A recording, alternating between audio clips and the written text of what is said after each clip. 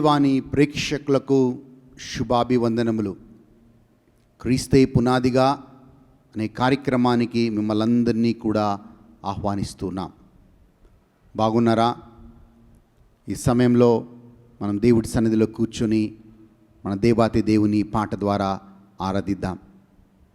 బహుశా రోజంతా అనేక పనులలో నిమగ్నమైపోయి అలసిపోయి ఉంటారు, కానీ ప్రశాంతంగా దేవుడి సన్నిధిలో కూర్చుందాం.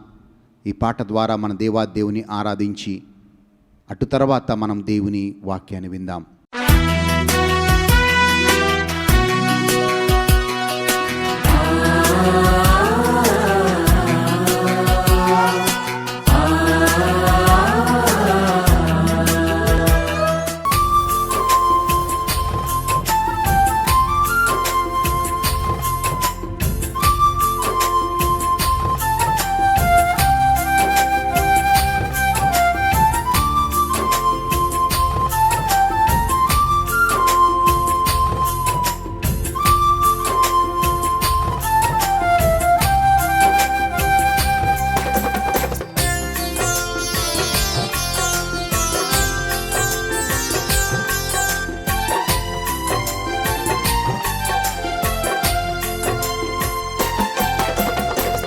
నీతో ఉంటే జీవితం వేదనైన రంగుల పయనం, నీతో ఉంటే జీవితం బాటేదైన పూల కుసుమం, నీతో ఉంటే జీవితం వేదనైన రంగుల పయనం, నీతో ఉంటే జీవితం బాటేదైన పూల కుసుమం, నువ్వే నా ప్రాణాధారము, నువ్వే నా జీవాధారము, నువ్వే నా ప్రాణాధారము, నువ్వే నా జీవాధారము.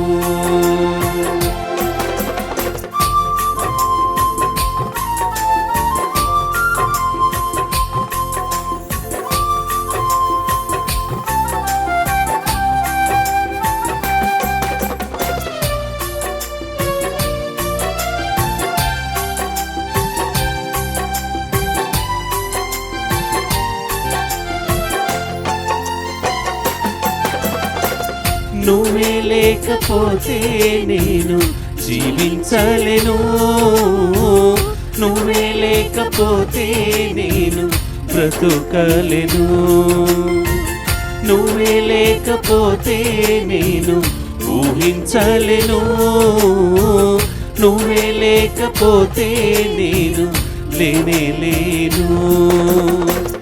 నిన్ను విడిచిన క్షణమే ఒక యుగమై గడిచే నా జీవితము, చెదరిన నా బ్రతుకే నిన్ను వెతికే నీ తోడు కోసం. నిన్ను విడిచిన క్షణమే ఒక యుగమై గడిచే నా జీవితము, చెదరిన నా బ్రతుకే నిన్ను వెతికే నీ తోడు కోసం. నువ్వే నా ప్రాణాధారము, నువ్వే నా జీవాధారము, నువ్వే నా ప్రాణాధారము, నువ్వే నా జీవాధారము.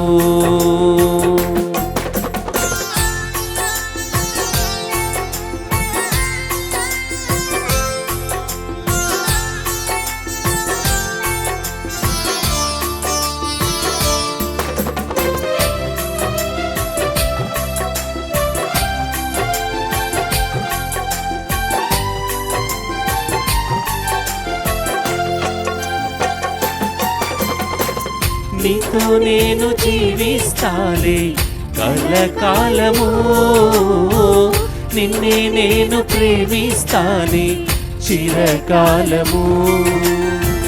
లోకంలోనే నిన్నో వెతికా అంతా శూన్యము, చివరికి నువ్వే నిలిచావే సదాకాలము. నిన్ను విడువను దేవా నా ప్రభువా నా ప్రాణనాథ, నీ చేతితో మలచి నన్ను విరచి సరిచేయునాదా. నిన్ను విడవను దేవా నా ప్రభువా నా ప్రాణనాథా. నీ చేతితో మలచి నన్ను విరచి సరిచేయునాదా.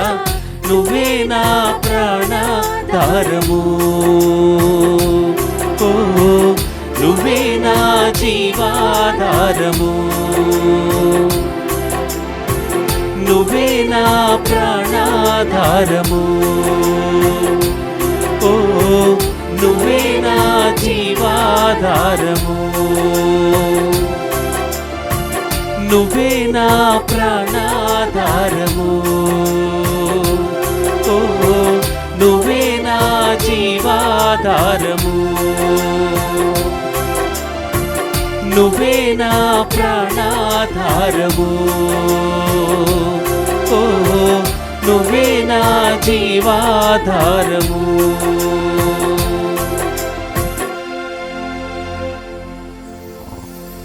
వాక్యం వినబోయే ముందు తలలు వంచి చిన్న ప్రార్థన చేసుకుందాం. పరిశుద్ధుడవైన తండ్రి, ప్రేమ స్వరూపుడైన మా ప్రభువా, ఆల్ఫయు ఒమేగాయు అయిన తండ్రి, ఆదియు అంతమైన ప్రభువా, ఈరోజు ఈ వాక్యాన్ని మేము వింటూ ఉండగా ప్రభువా మాకు జ్ఞానం మిమ్మల్ని కోరుతున్నాం. మా కుటుంబాలని, మా పిల్లల్ని మేము సరిచేసుకోవడానికి మా కృపని ఇవ్వమని కోరుతున్నాం. యేసు నామములో అడిగి వేడుకుంటున్నాము తండ్రి, ఆమెన్, ఆమెన్.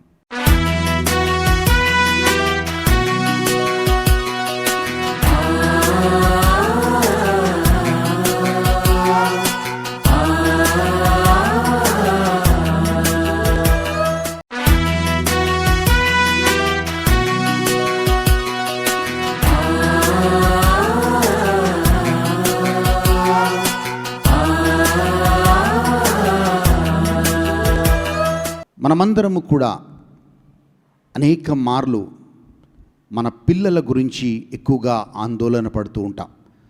ప్రత్యేకంగా ఇప్పుడున్న సమాజం చూస్తే, ఇప్పుడున్న మన కుటుంబాల పరిస్థితిని చూస్తే మనం చాలా కష్టపడి ఉంటాం. చాలా కష్టపడి మన కుటుంబాన్ని ఒక స్థాయికి మనం తీసుకొని వచ్చాం. కానీ ఈరోజు మనలో ఒక చిన్న బాధ.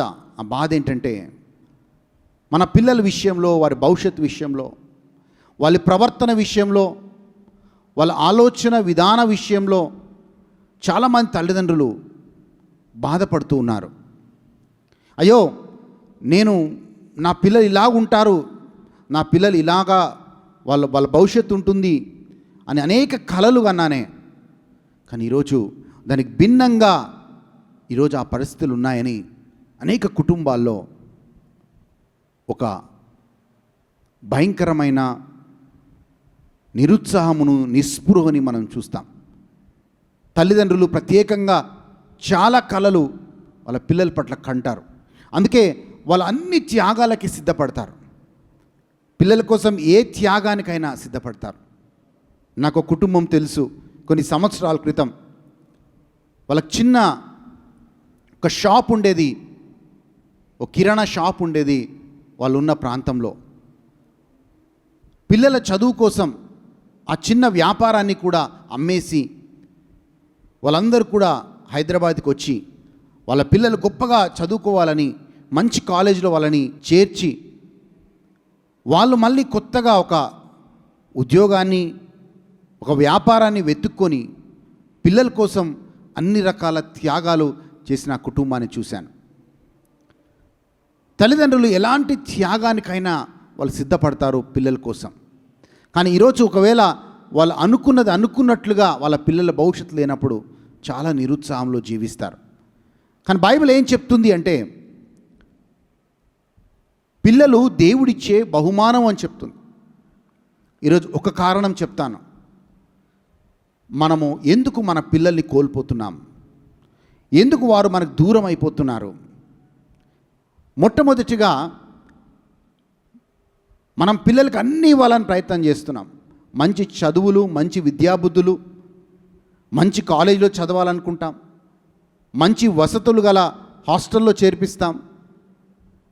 మంచి బట్టలు ఇప్పిస్తాం, అన్నీ వాళ్ళు అడిగిందల్లా మనం చేస్తూ వస్తాం. కానీ మొట్టమొదటిగా మనం చేయాల్సింది మనం ప్రభు అయిన యేసుక్రీస్తుని వారికి పరిచయం చేయాలి.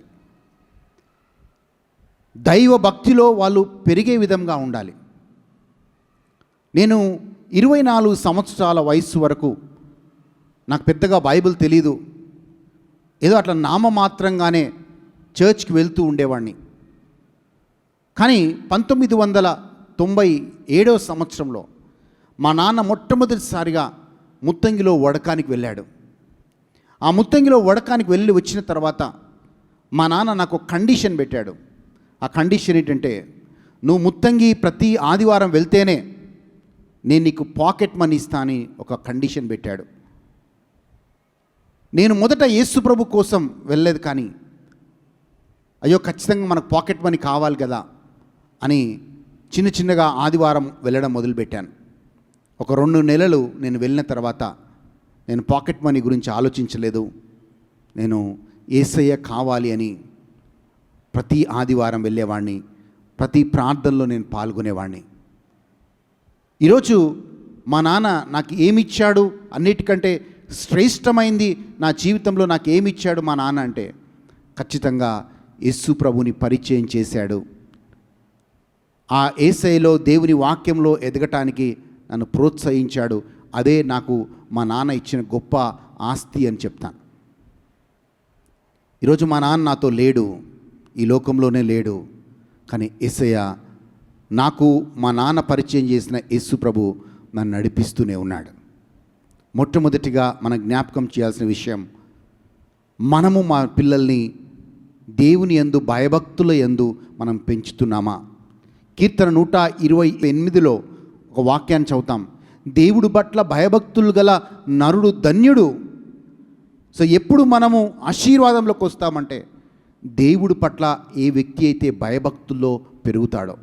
ఈరోజు భయంకరమైన వ్యసనాల వైపు, భయంకరమైన అలవాట్ల వైపు, భయంకరమైన చెడు సహవాసం వైపు ఎందుకు వీళ్ళు వెళ్తున్నారు అంటే, వీళ్ళు దేవుని భయము లేదు. రెండవదిగా ఆ భయభక్తుల్లో వాళ్ళు తీసుకొని రాబడలేదు. మనం ఆస్తులు ఇవ్వగలుగుతాం, మనము అన్ని సౌకర్యాలు ఇవ్వగలుగుతాం, మనం అన్ని విద్యాబుద్ధులు మన పిల్లలకి ఇవ్వగలుగుతాం, కానీ మన పిల్లలకి మనం భవిష్యత్తు ఇవ్వలేము. భవిష్యత్తు కేవలం మన ప్రభు అయిన యేసుక్రీస్తు మాత్రమే ఇవ్వగలుగుతాడు. ఎందుకంటే వాక్యం పలుకుతుంది, ఇర్మియా 29:11 వచనంలో, నీకై ఉద్దేశించిన ప్రణాళికలు నాకు మాత్రమే తెలుసు. I know the plans for your future. So మన భవిష్యత్తుకి ఒక ప్రణాళిక కలిగి ఉంటాడు దేవుడు. భూమి పునాదులు వేయకంటే ముందే, నువ్వు తల్లి గర్భంలో ఉన్నప్పుడే ప్రతి మనిషికి ఒక ప్రణాళికని దేవుడు కలిగి ఉంటాడు. ఆ ప్రణాళిక ఎప్పుడు నెరవేరుతుంది అంటే, ఆ వ్యక్తి దేవుడితో నడిచినప్పుడు, దేవుని యందు భయభక్తులు కలిగి జీవించినప్పుడు దేవుని ప్రణాళిక ఆ వ్యక్తి జీవితంలో నెరవేర్పులోకి వస్తుంది. ఈరోజు ఒకవేళ మనము మన పిల్లలకి దేవుని యందు భయభక్తులందు మనం పెంచినట్లయితే ఒక నిర్ణయం తీసుకుందాం, మనము వాళ్ళని భక్తిలో వాళ్ళని పెంచాలి అని. చాలామంది తల్లిదండ్రులకి వాళ్ళకి మంచి విశ్వాసం ఉంటుంది, వాళ్ళు మంచి భక్తిపరులుగా ఉంటారు, కానీ వారి పిల్లలు వాళ్ళకి వ్యతిరేకంగా వ్యత్యాసంగా ఉంటారు. బైబిల్లో ఏలీని మనం చూస్తున్నాం. ఈ ఏలీని మనం చూసినప్పుడు, ఏలీ రోజు మందిరంలోకి వెళ్ళి ప్రార్థన చేస్తూ ఉండేవాడు, అన్ని సమయాల్లో ప్రార్థన చేస్తూ ఉండేవాడు. కానీ పిల్లలు ఏం చేస్తున్నారు అనే విషయాన్ని ఆయన పట్టించుకోలేదు. బైబిల్ ఏం చెప్తుంది అంటే, ఏలీ కుమారులు పరమ దుర్మార్గులైరి అనే మాటని చెప్తా ఉంది. ఎందుకు వారు పరమ దుర్మార్గులు అయ్యారంటే, ఏలీ భక్తిలో ఉన్నాడు, ఏలీ ప్రార్థన చేసేవాడు ఎప్పుడు, కానీ ఆ ప్రార్థనని పిల్లలకి నేర్పించలేదు. ఆ భక్తిని, దేవుని యందు భయభక్తులో నడవటానికి ఏలీ పిల్లలకి నేర్పించలేదు. మందిరంలో కూర్చొని, దేవాలయంలో కూర్చొని ఆయన ప్రార్థన చేస్తున్నాడేమో బహుశా పిల్లల కోసం, కానీ ఆ పిల్లలకి దేవుణ్ణి రుచి చూపించలేదు అనే మాటని చెప్తున్నాను. అందుకే ఏలీ అంత భక్తిపరుడైనా, ఏలీ ఒక యాజకుడైనా పిల్లలు మాత్రం పరమ దుర్మార్గులు అయిపోయిరి అనే మాటను చెప్తా ఉన్నాను. రెండవది చాలా ప్రాముఖ్యమైంది. ఈరోజు తల్లిదండ్రులు వాళ్ళకున్న పనుల వల్ల, వాళ్ళకున్న వ్యాపారం వల్ల, వాళ్ళకున్న అనేక సమస్యల వల్ల పిల్లలకి సమయాన్ని ఇవ్వటం లేదు. ఇది రెండవ కారణం పిల్లలు దూరం కావడానికి. రొనాల్డో అని గొప్ప ఫుట్బాల్ ప్లేయర్, ఆయనకి సుమారు 4-5 పిల్లలు ఉన్నారు. దాంట్లో ఒక అమ్మాయి రోజు వాళ్ళ నాన్నను గమనిస్తూ ఉంది. వాళ్ళ నాన్న బిజీగా ఉంటాడు. రోజు 4 గంటలకే లేస్తాడు, వ్యాయామం చేస్తాడు, ప్రాక్టీస్ చేస్తాడు, మీటింగ్స్ అంటాడు, ఏదో ఆటలు ఆడటానికి అనేక ప్రాంతాలకు వెళ్తూ ఉన్నాడు. అమ్మాయి ఏం గమనించిందంటే, మా నాన్న అన్ని వసతులు ఇచ్చాడు, ఇంట్లో కావలసిన సౌకర్యాలు ఉన్నాయి, డ్రైవర్లు ఉన్నారు, పెద్ద పెద్ద కార్లు ఉన్నాయి, కానీ ఏ రోజు కూడా మేము తండ్రి ప్రేమకి నోచుకోవడం లేదే అని అమ్మాయి గమనించింది. ఒకరోజు వాళ్ళ నాన్న దగ్గరికి వెళ్ళి అడిగింది, నాన్న సుమారు నువ్వు గంటకి ఎంత డబ్బు సంపాదిస్తావని అడిగిందంట. వాళ్ళ నాన్న చెప్పాడంట, అమ్మా నేను $11,000 ప్రతి గంటకి నేను సంపాదిస్తాను అన్నాడంట. చాలా ఎక్కువ డబ్బు అది. ఈ అమ్మాయి ఏం చేసిందంటే చిన్న చిన్నగా ఒక 2-3 నెలలు డబ్బుని పోగు చేస్తూ వచ్చింది. తన చిన్న గల్లా పెట్టెలో డబ్బుని వాళ్ళ నాన్నని, వాళ్ళ అమ్మని, వాళ్ళ బంధువుల్ని అడిగి గల్లా పెట్టెలో డబ్బులు పోగు చేస్తూ వచ్చింది. ఆ పోగు చేసిన తర్వాత సుమారు $5,000 అయ్యాయంట. ఈ $5,000 అన్నీ లెక్కబెట్టి వాళ్ళ నాన్న చేతిలో పెట్టి, నాన్న ఇదిగో $5,000 ఉన్నాయి, మరి నాకు నీ అర్ధగంట సమయాన్ని ఇస్తావా? ఆ మాటల్లో విన్న వాళ్ళ నాన్న చెలించిపోయాడు. ఎందుకు అంటే, అవును నేను అన్ని పనులు చేస్తున్నాను, అన్ని వసతులు నా బిడ్డలకు నేను కల్పించాను, కానీ నేను నా పిల్లలతో సమయం గడపలేదు కదా. ఆయన తండ్రి, ఆ గొప్ప ఫుట్బాల్ ప్లేయర్, ఆయన తప్పుని ఆయన గమనించి ఆ రోజు నుంచి ఖచ్చితంగా పిల్లలకంటూ ఒక సమయాన్ని ఇవ్వటం మొదలుపెట్టాడంట. చూడండి, మనం కూడా ఈ యొక్క ఫుట్బాల్ ప్లేయర్ రొనాల్డో లాగా మనం కూడా చాలా బిజీగా ఉండి, చాలా డబ్బులు సంపాదించి, అనేక వసతులని మనం కల్పించి, మన పిల్లలు సంతోషంగా ఉన్నారు కదా అని మనం అనుకుంటాం. మన డబ్బు కంటే, మనం కల్పించే వసతుల కంటే, మనం చెప్పించే విద్యాబుద్ధుల కంటే మొదట దేవుడి పట్ల భక్తి చాలా చాలా ఇంపార్టెంట్. దేవుడి పట్ల భయభక్తుల్లో పెరగడం పిల్లలు చాలా ప్రాముఖ్యమైంది. రెండవది, మనము కూడా మన పిల్లలకి సమయాన్ని కేటాయించడం చాలా ప్రాముఖ్యమైంది. ఆ సమయం మనం కేటాయించాం కాబట్టి వాళ్ళు ఏం చేస్తున్నారో మనకు తెలియదు, వాళ్ళు ఎటు పోతున్నారో మనకు తెలియదు, వాళ్ళ ఆలోచన విధానం ఏంటో మనకు తెలియదు, వాళ్ళు ఏం ఆలోచిస్తున్నారో తెలియదు. కానీ ఒకవేళ సమయాన్ని మనం గడపగలిగినట్లయితే వాళ్ళ ప్రతి భావాన్ని, వాళ్ళ ప్రతి ఆలోచనని మనతో పంచుకుంటారు. వాళ్ళని అప్పుడు సరైన మార్గంలో మనం నడిపించవచ్చు. ఈరోజు ప్రియమైన సహోదరి సహోదరులారా, ఈ మాట వింటున్న మీరు ఈరోజు నుంచి మొట్టమొదటిగా మీ పిల్లల కోసం ప్రార్థన చేయటం మొదలుపెట్టండి. ఒక నిర్ణయాన్ని తీసుకుందాం, వాళ్ళని యేసు ప్రభుని పరిచయం చేద్దాం. 2, మీకున్న సమయంలో టీవీతో గడపకుండా మీ పిల్లలతో టైం గడపండి. వాళ్ళని కూర్చోబెట్టుకోండి, మాట్లాడండి. వాళ్ళ ఆలోచన ఏముంది, వాళ్ళ భయాలు ఏమున్నాయి, వాళ్ళ భవిష్యత్తులో వాళ్ళు ఏం కావాలనుకుంటున్నారు, వాళ్ళు ఏం చేయాలనుకుంటున్నారు, అవన్నీ వాళ్ళతో కూర్చోబెట్టి మాట్లాడినప్పుడు ఖచ్చితంగా మన పిల్లల్ని ఒక సరైన మార్గంలో మనం నడిపించేవారిగా ఉంటాం. ఈరోజు ప్రత్యేకంగా ఈ పాటని ప్రార్థనగా మార్చుకొని మన పిల్లల కోసం ప్రార్థన చేద్దాం. ప్రభువా, నా పిల్లల భవిష్యత్తు నువ్వు ఇవ్వు ప్రభువా. ఇర్మియా 29:11 ప్రకారంగా వాళ్ళకి మంచి భవిష్యత్తు ప్రభువా అని ప్రార్థన చేద్దాం.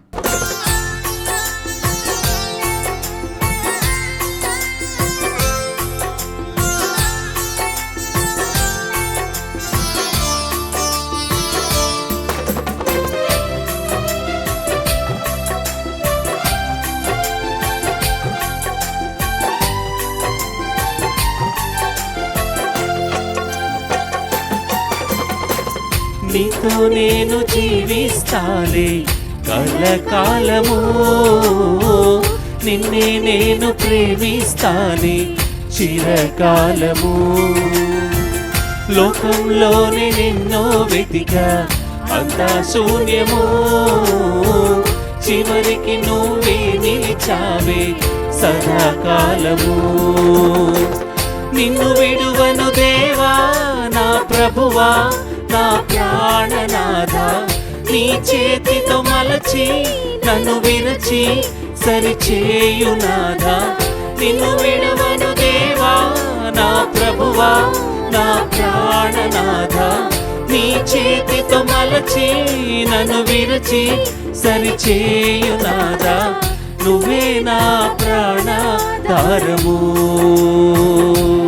ఓ నువ్వే నా జీవాధారము, నువ్వే నా ప్రాణాధారము, ఓ నువ్వే నా జీవాధారము, నువ్వే నా ప్రాణాధారము, ఓ నువ్వే నా జీవాధారము, నువ్వే నా ప్రాణాధారము, ఓ నువ్వే నా జీవాధారము.